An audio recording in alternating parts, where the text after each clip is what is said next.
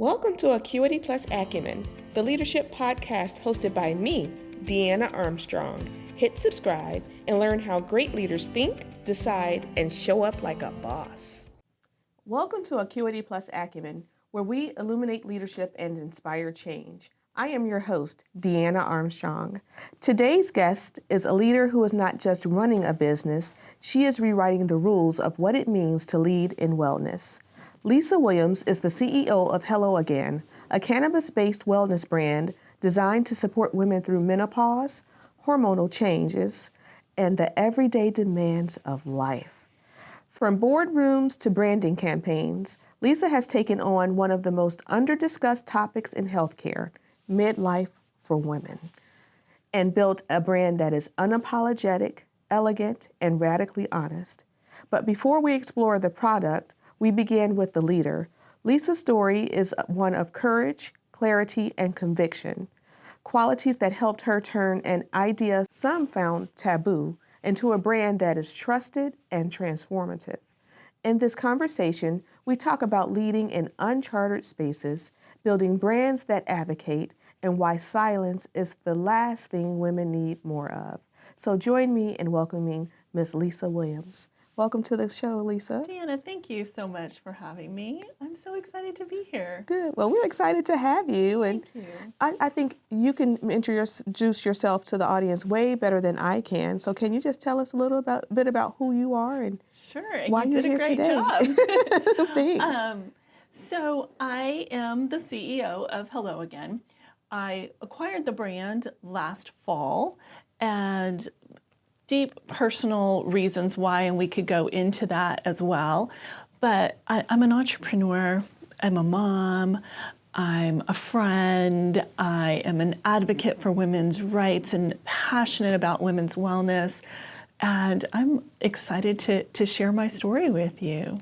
Fantastic. And what we'll do today is we'll start off just talking more just about leadership. Okay. But again, with you, I think we'll weave in because you have such an exciting topic. We'll talk about leadership and then we'll switch into more so specifically Hello Again and learn more about what you're doing with the brand and how it's helping women around the country. Right. I don't know if not the world. It is. Okay. It is the country, and hopefully we'll go global, within the next 18 to 24 months. Oh, fantastic. Yes. Fantastic. So leadership, let's talk about that.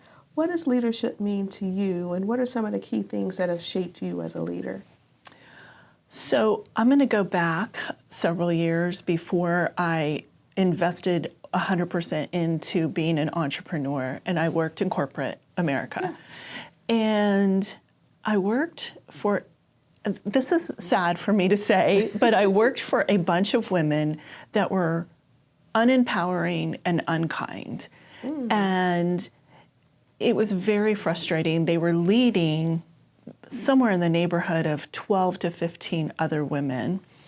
And there was never any kudos or great job, or it was always, you did this wrong.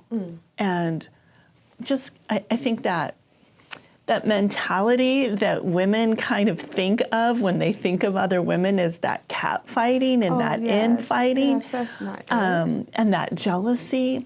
And so I was like, this is not how I want to lead.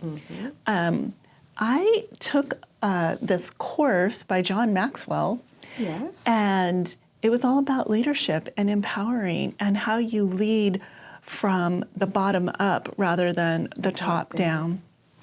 And I was a member of his community. I would get on these phone calls. I would write, I would learn, I would listen. And I was like, this is how I want to build my company when the time comes. And so lo and behold, I got fired because I spoke out. I was going to ask, did you take some of those tenets that you learned from John Maxwell and try to incorporate it into your work environment? Exactly. And asking questions, and was shut down and was told this conversation is over when I did ask the questions because they didn't want to answer the hard questions. And so I was fired. And that led me to say, I don't really need to be in this space of working for somebody else anymore. I need to take my skills and I need to empower other people. Of course, I'm a solopreneur at the time, but my goal was to build a team and uplift people and bring them along with me. And I'm happy to say that today I actually run 2 businesses. Okay. I run a marketing agency, and then I run Hello Again with a small team of 3 people, myself included. And my goal is to make everybody feel included, make everybody feel empowered, make everybody feel like they have a voice and a say. Of course, ultimately, I make the decision. Right. I mean, we're both small teams, right? But I want to listen to them. I want to value their input. I want to empower them. And so that's my goal of leadership. Oh, fantastic. And so how has that worked for you? Well, I would say very well. I think so, right? How long have you been in business? So 5.5 years now, solo, as an entrepreneur, That's running fantastic. my own business. Yes. And so, yes, the 2 women that work for me with my marketing agency, they've been with me for almost 3.5, 4 years. And we work so well together as a team. I mean, we've figured out a rhythm. We've implemented so many things that help us grow. We have weekly meetings. We have, last year we had an annual offsite meeting where we all went to Miami. Oh, I think I need to. I could be your facilitator for Miami. Like, if you need somebody to facilitate your team building exercises, let me know. It's a great opportunity. I rented a house for us to all stay together in a home. We went out to dinner together. We went to the beach, of course. We had to go to the beach. And we had our meetings right there in the house, but it just gave us an opportunity. And that was the first time we all 3 met in person because the other 2 live in different cities. Oh, wow. And it just gave us an opportunity to really connect and bond and figure out what we wanted to do to grow the business. That's interesting because I think because you're a small company, I assumed that everybody was just here in the Metroplex. And that just shows the power of remote work. Even with small teams, you can be productive. Correct. And I mean, one lives in Pennsylvania and one lives in Kansas, and we had never met. We had only communicated via Zoom or phone calls or text messages. And to put all 3 of us, we have vastly different personalities. I'm much older than the 2 of them, but to put us all in a room together and really, just... You had that synergy. Yes. I love that. And I also, let me go back when I'm telling you I'm doing this John Maxwell thing. I'm also envisioning myself having a small team and taking them on an off-site meeting where I get to spoil them as we learn and build and grow. And that's exactly what I got to do. When you think about like skills specifically, what skills do you think are helping you and your team to be successful? Well, we're starting to implement a lot of AI. Oh, okay. But let me go back and skills. I think communication. It's the ultimate skill. Even though I said we're going to implement a lot of AI. Communication is so vitally important. Like I said, we all have different personalities. We get on each other's nerves. Everybody gets on each other's nerves at some point. But just learning to work through that and communicating and understanding, where is this person coming from? Did they mean what I implied them to say or what I understood them to say? Or did they mean something different? And a lot of times when you get down to really listening, you might have implied it wrong. Yes. Yeah. But we are implementing a bunch of AI. So how do you see AI impacting your organization, and how are you weaving it in? Right. I mean, if you listen to the naysayers out there, they will tell you that AI is going to take over everybody's job. And yes, it could basically do a lot of, unless you're a plumber or an electrician. More trades, the trades. It's going to take over a lot of stuff. But it needs humans to manage it. It needs humans to give it the input. It needs humans to tell the story. Yes. And so we're implementing it and weaving it in, I think, very strategically.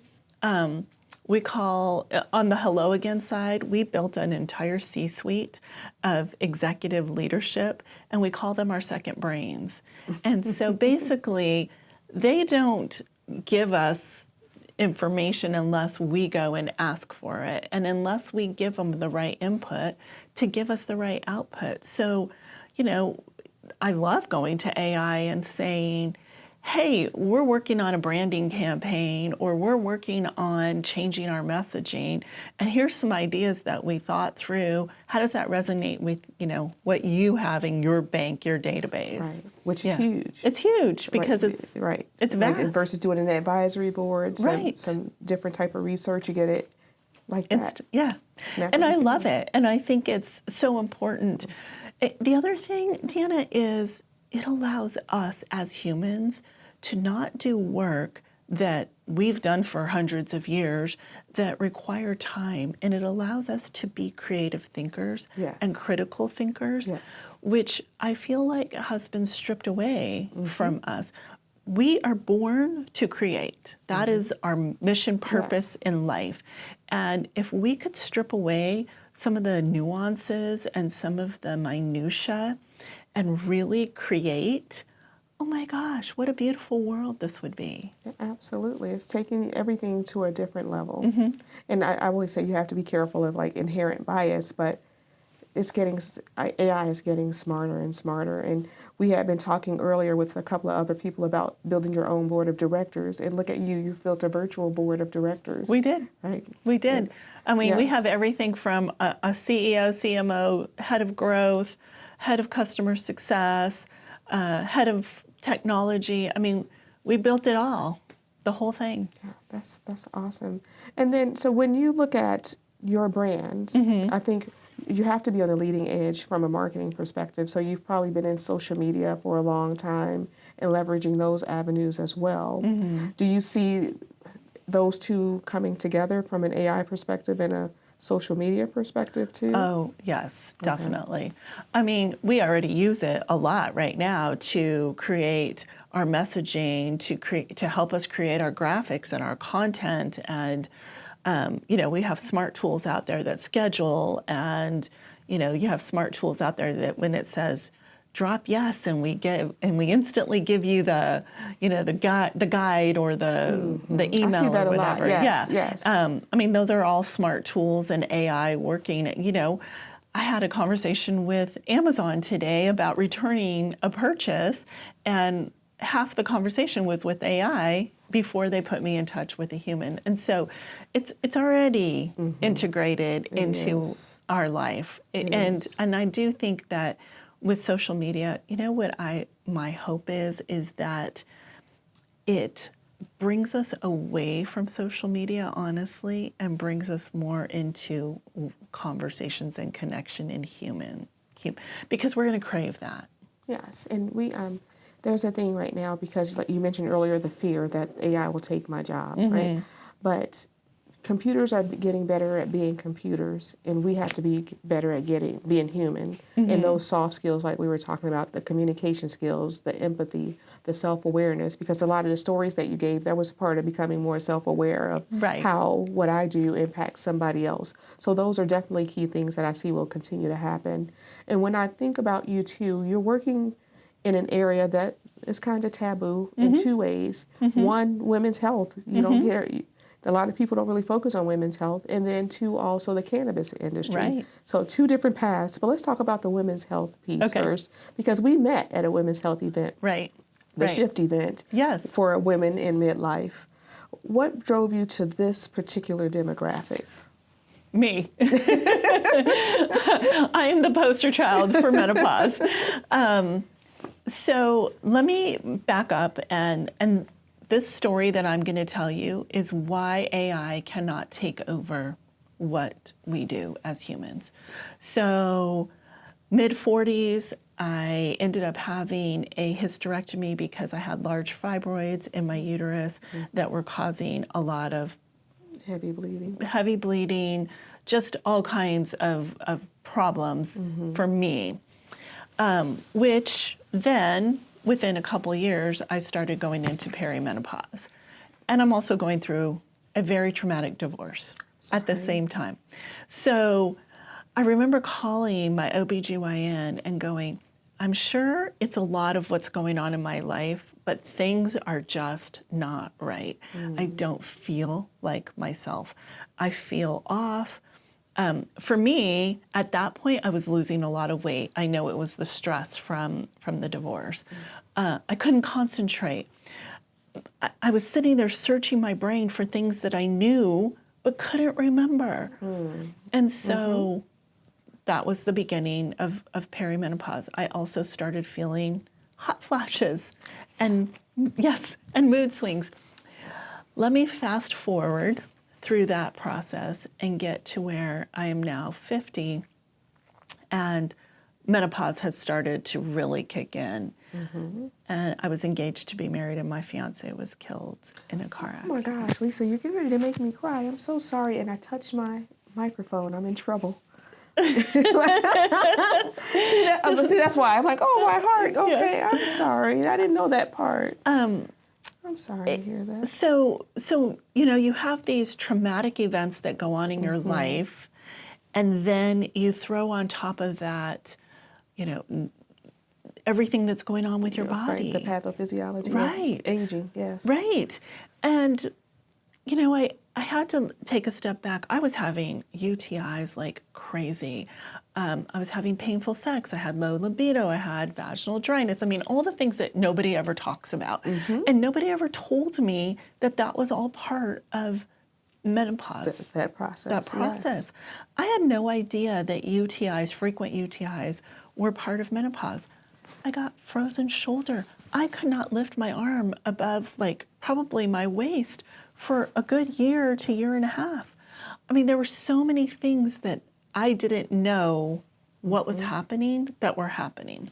So I'm on this path. I wasn't really sure that I wanted to go down the path of hormone replacement therapy. I did.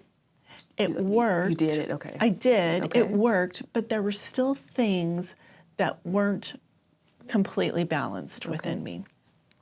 I started seeing a functional medicine doctor about a year and a half ago, got loaded up with all kinds of supplements, spent thousands of dollars, and still nothing was working. It didn't change. I was on a path to find something I was doing all the right things, and these are the stories that I hear. I'm exercising. I'm eating very nutritious, well-balanced food. I haven't drank alcohol in 5.5 years. I'm walking, I'm meditating, I'm journaling.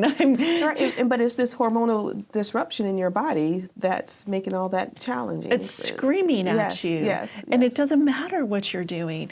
And so, long story is I ended up getting on a phone call with a person who was going to bring me potential business for my marketing agency. And we had a conversation about menopause. I don't know how. It was just this random 2 women, menopausal women. And I'm loving that as the stigma is going away a little bit. You hear people like Halle Berry and actresses and talking about it. This is real. And I also like the fact that even in Hollywood, you see older women way more than you used to probably when we were young. Yes, because if you hit 50, you were no longer valid. So we talk about menopause. She tells me, oh, I'm helping these 2 women sell this company. I just use Hello Again. And I was, Google, what's Hello Again? And so that was the end of that conversation. We moved on to finish our conversation about what we were on the call to talk about. Weeks go by, and I'm like, what was the name of that company that she told me about? So I text her. She says, Hello Again. I Google it. I look it up.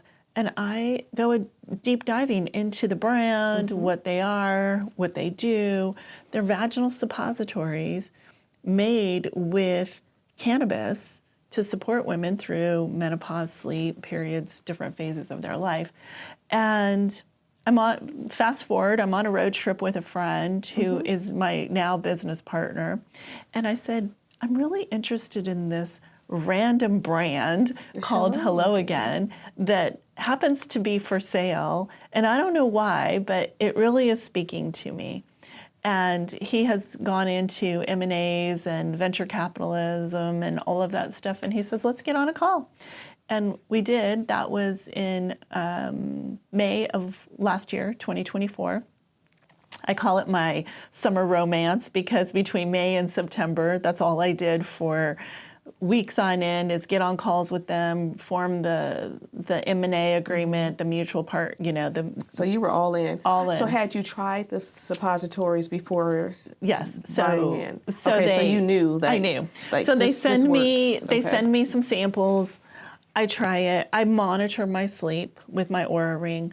My sleep improved within a couple of nights.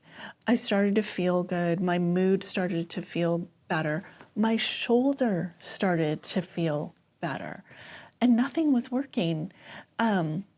So the story is, I loved the product so much I bought the company. Oh, fantastic. And so it's almost, been 9 months?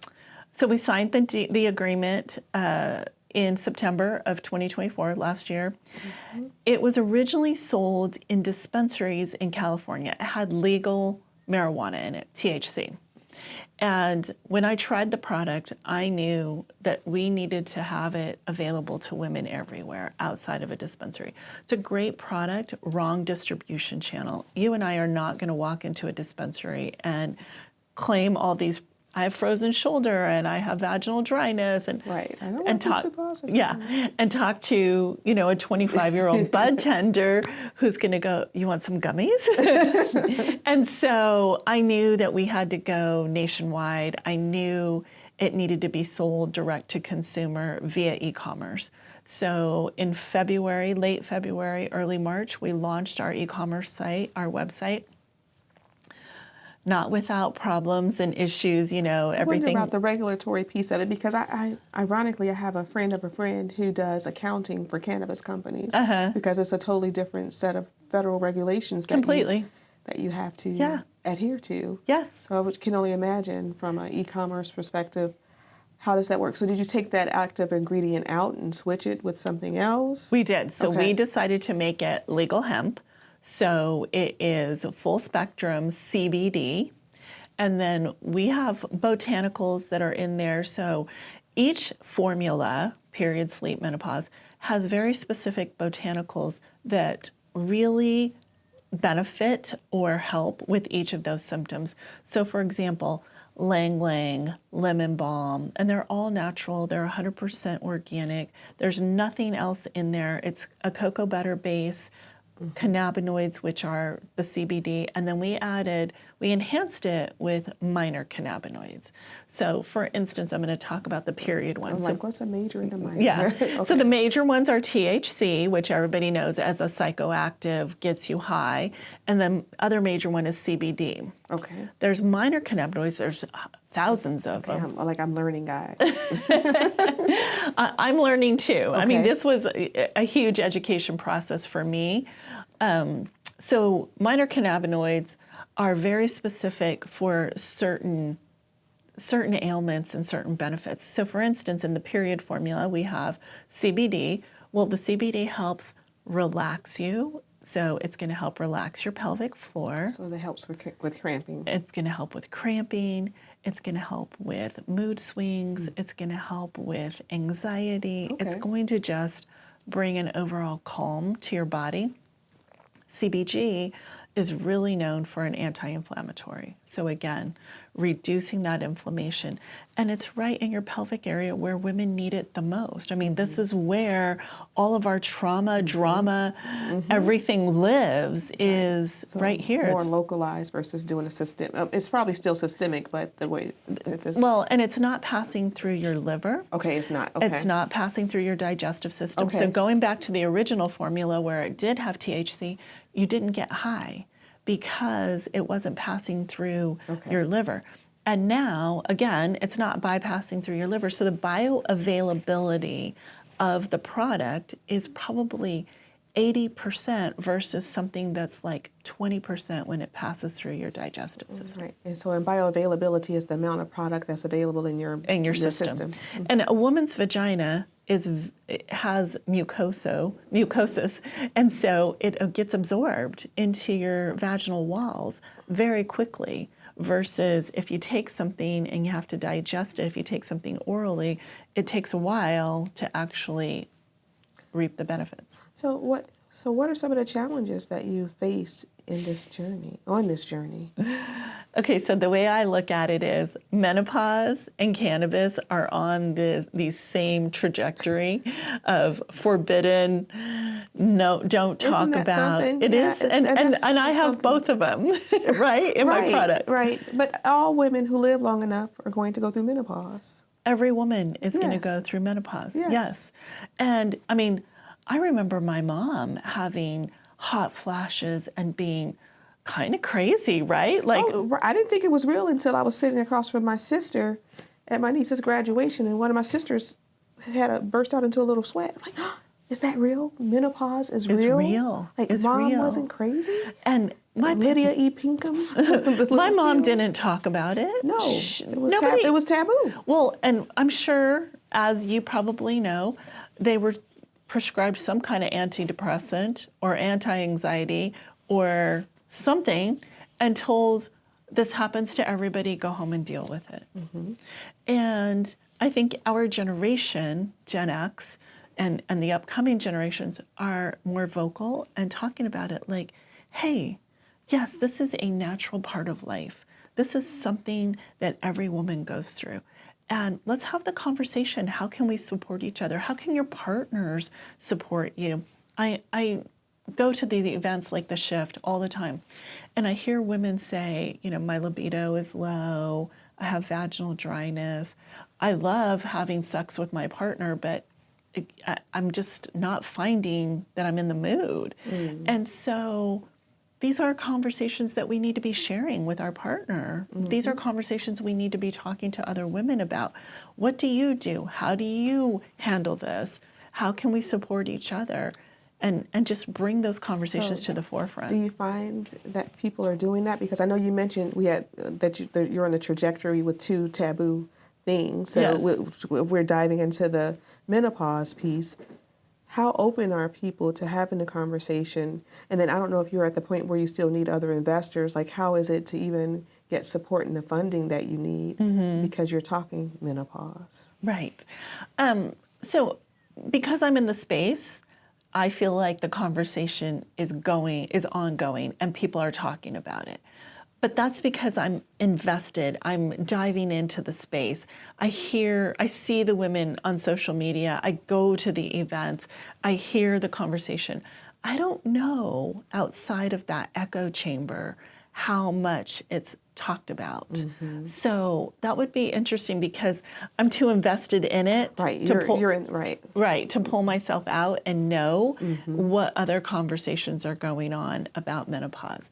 And as far as cannabis, you know, it is CBD. It is legal. It's a federally legal product. It's CBD. There's constant controversy, state by state, federally. You know, we live here in Texas. There was a lot going on recently in Texas. It's still going on. And so I think, you know, when I show a woman a vaginal suppository at an event, and I'm like, this is to support your sleep or your mood swings or your menopause symptoms or your period issues, and it has CBD, hemp-derived CBD in it. Some women, I love watching their face. Like, oh, I don't know about that. Yeah. I'm too privy from it. Right. Like some women are all in Yeah. and they know the benefits of CBD. And some women are like, I'm not your audience. And that is okay. That is okay. But my goal is to change that conversation. And my goal is to continue to educate women. I mean, my product is not something you're going to go search for. You're not going to go search for a vaginal suppository that has CBD in it. Right. So how do I find it? How do people know about Hello I Again? have to educate the population. I have to go to events like we met at The Shift. I have to show up where women are wanting to learn about menopause, about products available for menopause. You know, the other thing, Deanna, that I hear all the time is, what if I don't want to take HRT? What if I am not a candidate for HRT? What if I had breast cancer? What if I have a history of breast cancer? And I'm not a doctor, so I don't want to dive into those topics. But what I do want to say is we want to be an option, and we are an option. And I have to educate through social media, through showing up at the events, through newsletters, through coming on podcast, through co-marketing and co-branding and just amplifying, my voice. And I'm glad to hear about what you're doing, because I think we all need options. And did you mention, I know you said symptoms of menopause, but does it help with hot flashes? I know that's huge with a lot of my friends. They have some super hot flashes. Yes, and I have some super hot. Oh, Yes. I did. So the menopause product has CBD and CBC. It also has hops in it. Hops helps regulate your temperature. And the combination, the synergistic effect of CBC and CBD helps with temperature regulation. Okay. Yes. And CBD in general helps with temperature regulation, because I've dove into reading and researching. Okay, I don't know much about CBD, so Yeah. that's good to know. Yeah, but okay. it does help with temperature regulation. So does our sleep product. I mean, I'm a huge candidate of night sweats. Like I had them for a long time. I no longer have night sweats at all. And how long have you been using Hello A Again? year. Okay. A year. Okay. That's the other thing that I think with our product, consistency matters. So if you were low on vitamin D and your doctor said you really need to take some supplements of vitamin D, you can't just take one pill and go, okay, Really? I changed my vitamin D levels. Yes. We have to be consistent and compliant. Right. And it's the same thing with a product like ours. So is it daily, weekly? It's daily. Monthly? I Okay. take it daily. I'll tell you, because I no longer have a period, the women that take the period product, and I hear feedback all the time, a lot of them take it the week before they start their period, so that week that they really are feeling the PMS come on, where their mood is shifting, they're irritated, they're agitated, like something is just off. And it helps them. I'll be frank, one of the ladies that works with me, she says, it helps me not be a bitch. Like it just helps her With the mood. with the mood. regulation. And then you could take it while you're on your period. It helps with your cramping. It helps alleviate the pain. You could wear a tampon because it is an oil base and it doesn't get absorbed through the tampon, because tampons absorb water. So you could put your suppository in and put your tampon in right afterwards.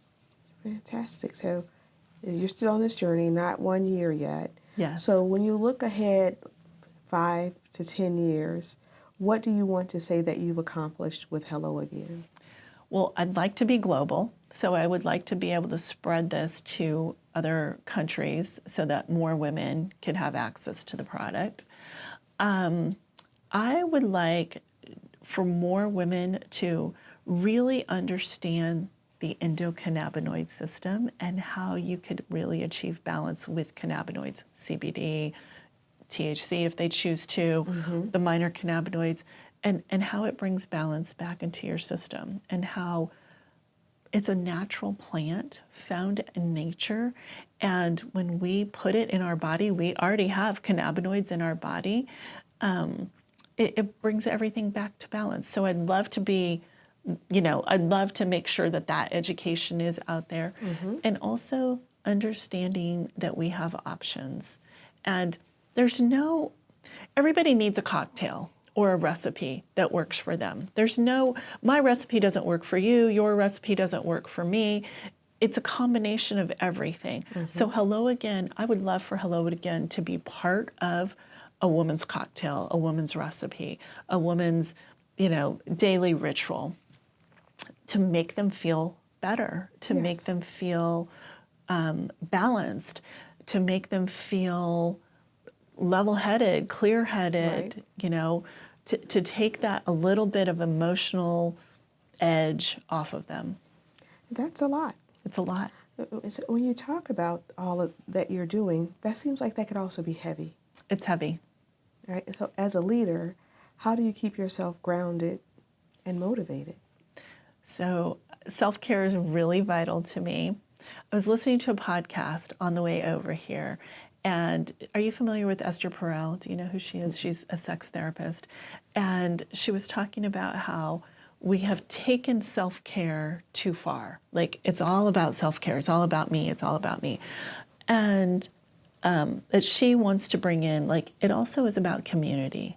And it also is about surrounding yourself in person with the right people and having conversations. And so I was really kind of thinking about that as I was driving here, listening to her. And I was like, yes, I do have great self-care, but I also have great social connection. And that's that balance between the two of them. So I walk every morning at sunrise. It is non-negotiable. I have a puppy, so makes it easy. Yes. For me, because I put on that extra menopausal weight that came out of nowhere, that literally was between here and here, I ended up gaining about 15 or 16 pounds. And I'm like, I'm doing everything right. I eat clean and I exercise and blah, blah, blah. Yes, that body. And for me, keto has worked. I incorporated keto probably like 3 months ago into my lifestyle, and it has worked for me. And I lost 16 pounds. In 3 months? In 3 months. Wow, so you're doing strict keto then? No, because I go in and out of keto. So I think what happened is it took a while to get metabolically conditioned. Ketosis. And yes. And then once I was there, and I stayed there for a while, so I would say I was really strict for the first month to month and a half. And now I could have a dessert, or a treat or bread or something like that. And then within 24 hours, I'm right back into ketosis. And so I think for me, I want that metabolic flexibility. I want to be able to go out and enjoy something that I really truly love to eat with a friend or family or whatever, and then get right back into it. So keto has worked for me. Walking at sunrise, lifting, Pilates, meditating, journaling. When do you have time to do all this stuff? I make it a priority. You prioritize. I prioritize, Lisa. I get up early. Like, I'm up before sunrise because I want to be out walking at sunrise. So I get up early. The first couple hours are mine. I don't work. I do check my emails. I do, make sure I don't need to respond to anything right then and there, which 90% of the time you don't, right? It's this mental thing. And the first couple hours are mine. They're just mine. I talk to my sister occasionally as I'm walking. That's our time to chat. We don't live in the same city, so we catch up. I listen to a podcast. Sometimes I go silent and just do nothing. So that's a priority, as well as having social connection. Going to events like the one that we met at, having a circle of friends, having community, it's really important to me as well. Yes, and I'm glad to hear that, because you've been through a lot. Yes. And that you're still moving forward. That resilience is admirable. Thank you. You're welcome. Thank you. And when I know we're going to go back into leadership. Okay. So when you think about all that you've done, from corporate America to solo entrepreneurship to taking on 2 taboo topics, when you think of you as a leader, what are you most proud of in your journey to date? One of the things that I get complimented on quite often is I'm authentic. Mm-hmm. And I would say I bring that to everything I do. Mm-hmm. What you see is what you get. I don't pretend in front of anybody. And I think that shows in my leadership skills. I think it shows in my business. I think it shows in my personal life. I don't want to be anybody other than who I am. Mm-hmm. I want to be proud and love who I am. Yes. Awesome. And my second to last question, what advice do you have for someone who could be in any point in their career, but in a situation like you were talking about when you were bold enough to do something different? They're thinking about it like, I have this idea, I want to kind of do it, but I'm kind of scared. I don't want to miss my corporate America money. What advice do you have for them? They're just looking over the edge. I think I want to be an entrepreneur. I don't know. I think I'll put my toe in the water. I don't know. It's so scary. It's so scary. But here's what also is scary. You could get fired. Your company could shut down. You could get laid off. There's no guarantee either way, right? Mm-hmm. Why not bet on yourself? Why not bet on you? I know when I had my corporate job, I had capped income. I had bonuses, I had a salary and bonuses, but it was capped at a certain point. And every time I made a bonus, they raised it. And then raised your objectives. Yes. And so it's that much harder to continue to make the income, right? Yes, you do have these nice perks like insurance, right? Yes. Right. Like that's real. That's real. Insurance is expensive. And also the company that I happen to work for paid my gas and my mileage because I drove my car. So those benefits went away. But I have uncapped potential betting on myself, unlimited potential, unlimited ways to make a living. And like I said, I own 2 different businesses. I want to invest in others in the future. I want to own more than just my goal. You know, you asked me, what would you deem, a success?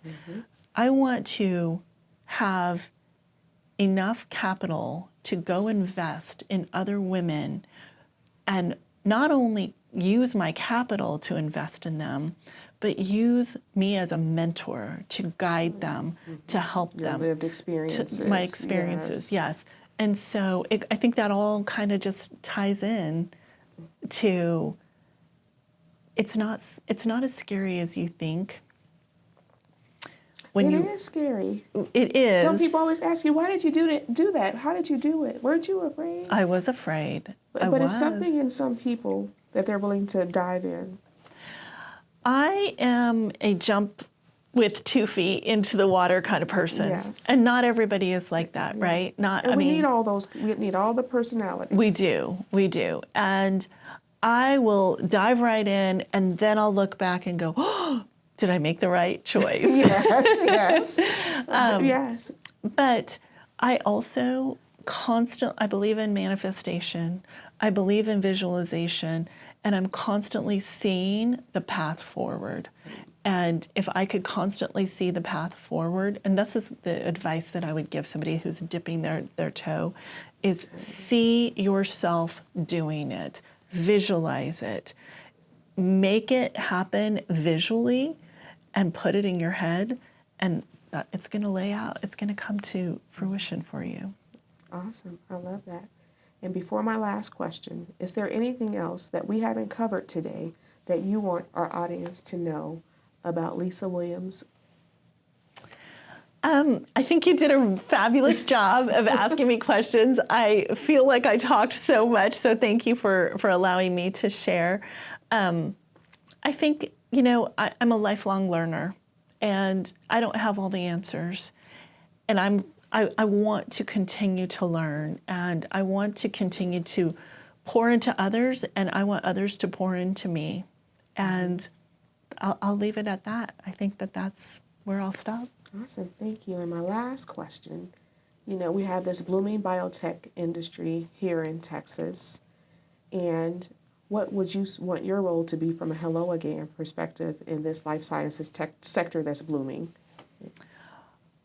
I would love nothing more than to be part of clinical trials, to be part of incorporating CBD, cannabinoids into wellness, into the science of wellness. I mean, there are science-backed studies, but I would love it to be incorporated into the science of wellness.